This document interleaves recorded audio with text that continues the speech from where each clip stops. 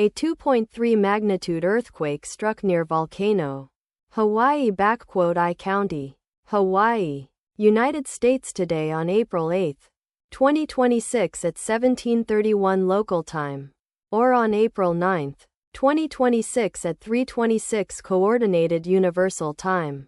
As reported by the EMSC on its website, the earthquake was located at a shallow depth of 12.0 kilometers below the surface, at coordinates latitude 19.486 and longitude -155.371.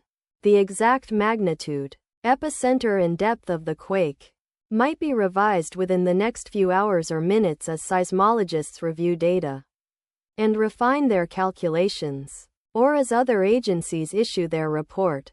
Towns or cities near the epicenter include Volcano, Hawaiʻi County, Hawaii, located 12 kilometers, or about 7.45 miles from epicenter.